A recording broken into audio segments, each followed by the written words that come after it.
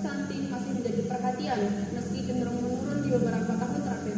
Tercatat pada tahun 2021 lalu, studi status gizi Indonesia atau SSGI Kementerian Kesehatan kasus prevalensi stunting di Indonesia baru mencapai 24,4%, yang artinya kasus stunting di Indonesia masih berada di atas batas yang ditetapkan oleh Organisasi Kesehatan Dunia atau WHO.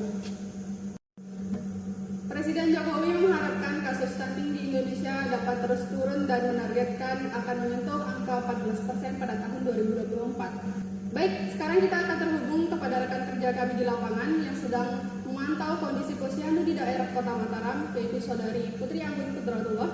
Halo Putri Anggun Kudratullah, bagaimana kondisi di lapangan?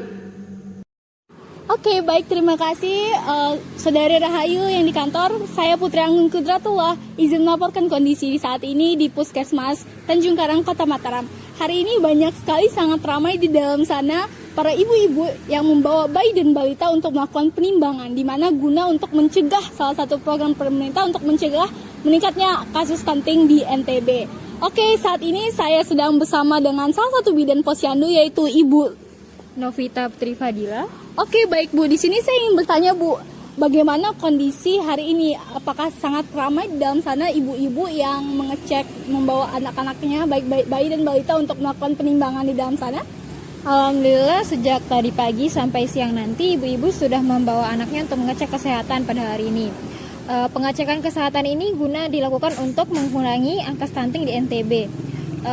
Ibu-ibu biasanya melakukan pengecekan itu secara berkala. Alhamdulillah, berarti di dalam sana sangat ramai ya Bu, ibu-ibu dan bayi balita. Nah, kalau boleh tahu nih Bu, berapa banyak kasus yang udah terjadi nih di Kota Mataram tentang stunting pada bayi dan balita? Dari kasus balita yang sudah ditimbang di Kota Mataram itu sebanyak 17,18% pada bulan Agustus 2022 ini. Sedangkan ini juga dapat kita ketahui bahwa mengalami penurunan dari tahun sebelumnya, yaitu sebesar 24%. Maka dari itu kami bidan posyandu Puskesmas Tanjung Karang selalu melakukan penimbangan balita. Anak yang terkena stunting itu cenderung mengalami beberapa gejala. Yang pertama adalah anak yang terkena stunting itu tinggi dan berat badannya cenderung lebih kecil dibandingkan dengan anak seusianya. Selanjutnya adalah anak yang terkena gangguan stunting itu cenderung mengalami gangguan pada tulang, gangguan pada tumbuh kembang, lemas terus-menerus, dan juga kurang aktif.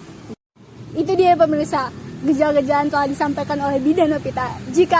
Mari kita perhatikan anak-anak keponakan-keponakan kita atau anak-anak tetangga kita bila mengalami gejala-gejala seperti yang telah disebutkan oleh Bidan Novita tadi, segera bawa anak-anak tersebut ke puskesmas atau posyandu terdekat untuk dicek kesehatannya. Oke, baik, pertanyaan terakhir di sini kita akan tanyakan kepada Bidan Novita. Bu, di sini kami ingin bertanya, bagaimana sih langkah-langkah yang efektif untuk mencegah anak agar tidak terkena stunting?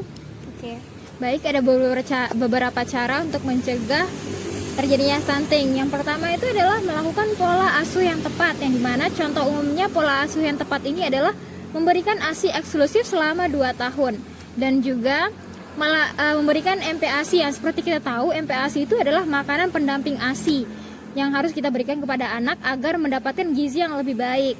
Nah, juga melakukan pengobatan lebih dulu terhadap penyakit yang dialami oleh anak seperti mengalami penurunan nafsu makan, flu, dan demam. Maka kita harus melakukan pengobatan secara lebih cepat agar terhindarnya dari penyakit-penyakit yang akan dialami oleh anak di kemudian hari. Dan juga menerapkan kehidupan yang bersih, yang dimana kehidupan yang bersih atau lingkungan yang bersih itu sangat mempengaruhi kesehatan anak tersebut. Nah, itu dia pemirsa berita stunting dari Bidan Posyandu Puskesmas yang ada di lokasi hari ini. Saya Putri Anggun Kudratullah, izin mundur diri dan kembalikan lagi kepada reporter yang ada di kantor. Terima kasih.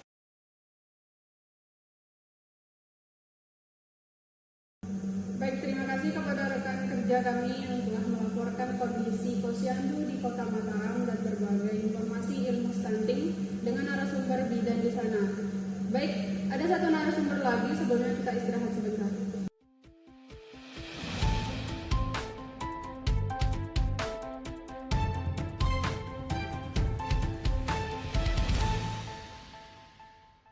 So nice, teman nih.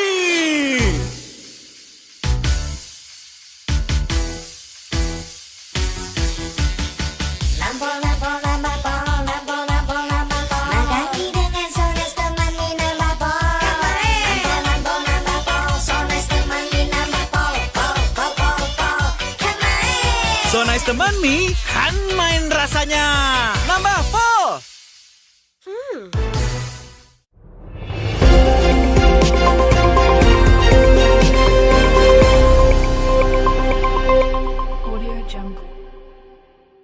Baik, kembali lagi dengan saya Rahayu Tricah Yaningrum. Langsung saja kita sambungkan kepada narasumber selanjutnya, yaitu Ibu Fadila Wahdani selaku pemerintah Provinsi NTB. Halo Ibu, apakah sudah tersambung? Baik Ibu, apakah bisa beritahu kami tentang perkembangan kasus stunting yang terjadi di NTB? Baik Ibu, di NTB merupakan salah satu wilayah dengan kasus stunting cukup tinggi di Indonesia. Berdasarkan hasil riset kesehatan dasar pada tahun 2015, kasus stunting di NTB ini sudah mencapai 33,49%. Dan berdasarkan input data lewat sistem aplikasi online, pencatatan dan pelaporan gizi berbasis masyarakat atau PPGBM pada tahun 2021, angka stunting di NTB ini sudah mencapai 21,43%. Dan berdasarkan temuan terbaru data EPPBBM pada tahun 2022 4 Juli, kasus stunting di NTB ini sudah turun menjadi 18,88%. Hal tersebut setara dengan 81.015 penderita. Berarti masalah stunting merupakan masalah yang cukup serius yang perlu untuk diatasi oleh NTB. Lalu strategi apa saja yang dilakukan oleh pemerintah NTB untuk mengatasi stunting tersebut? Untuk mengatasi masalah tersebut, NTB terus mengembangkan strategi dan sejumlah program aksi penanganan stunting secara terintegrasi, yakni pertama peningkatan SDM, kedua peningkatan kualitas PMBA, ketiga peningkatan edukasi gizi, dan keempat penguatan intervensi. NTB juga fokus melakukan penguatan gizi dengan pendekatan siklus hidup 1000 hari pertama kehidupan atau HPK dan remaja. Keempat strategi tersebut dibarengi dengan program promosi konseling, pemberian makanan bayi dan anak atau PMDA, promosi dan konseling menyusui serta pemantauan terhadap pertumbuhan dan perkembangan bayi dan anak.